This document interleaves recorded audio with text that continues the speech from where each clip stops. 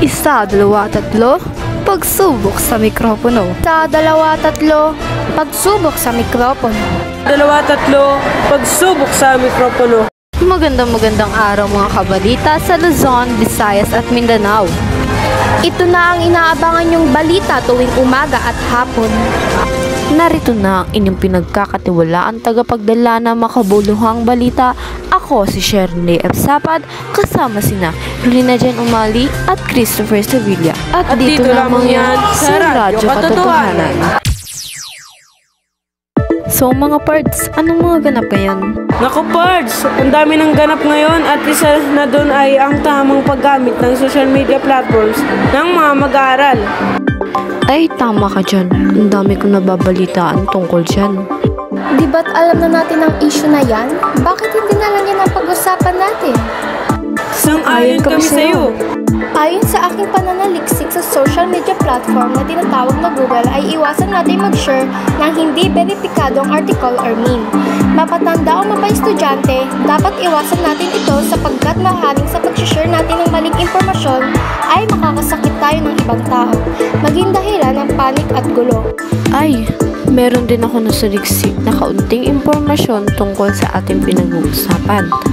Ayon sa website ng Google, ay dapat maging responsable sa social media platforms sa lahat ng oras, lalo na ang mga estudyante.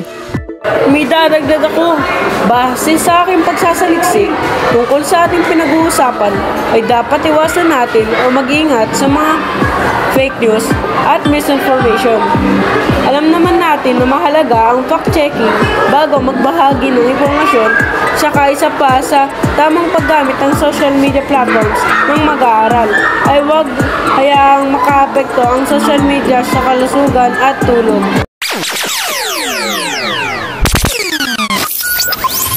Bakit araw-araw kang nagbe-bear brand?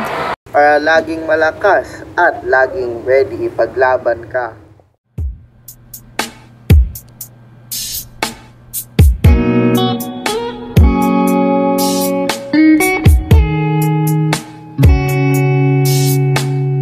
Ang kantang ito ay hatid sa inyo ng Bear Brand. Gatas na may tibay para hindi lang ang puso mong matatag, pati katawan mo rin. Uminom na ng Bear Brand. Tibay resistensya, tibay katawan. Mga pards, anong opinion nyo tungkol sa tamang paggamit ng social media platforms ng mga mag-aaral? Sa aking pananaw, mahalaga ang tamang paggamit ng social media ng mga mag-aaral upang mapanatili ang balance sa pagitan ng edukasyon at libangan. Dapat itong gamitin bilang isang kasangkapan sa pagkuha ng tamang impormasyon, pagsali sa online discussions, at pagpapabuti ng kaalaman sa iba't ibang larangan. Ngunit, para sa akin, dapat magkaroon din ng self-discipline ang mga mag-aaral upang maiwasan ang labis sa paggamit ito. Ay, mga pards, meron nga pala akong inimbitahan ng mga estudyante dito. Magandang araw sa inyo. Ako nga pala si Michael Vergara. Kasama ko nga pala si Michael Angelo Jason. Kami nagmula pa sa paaralan ng Lapjens. Magandang araw sa inyo. May isang katanungan ako. At ang tanong na yun ay gaano kahalaga sa inyo ang tamang paggamit ng social media platforms bilang isang mag-aaral?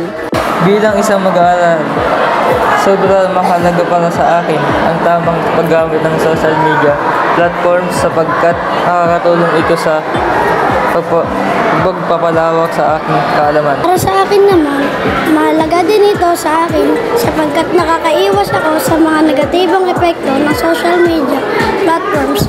Mas pinipili kong sundin ang tamang paggamit ng social media platforms.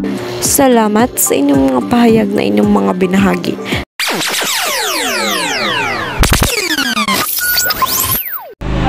Alam mo, parang Milo ka. Bakit? Kahit anong halo ko, ikaw pa rin ang gusto ko.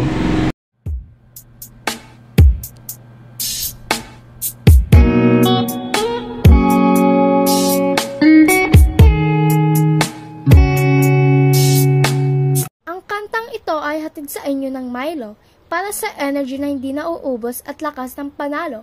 Milo lang ang sagot. kaya tuloy ang vibes, tuloy ang galaw, at syempre, tuloy ang sarap. Milo, energy to win!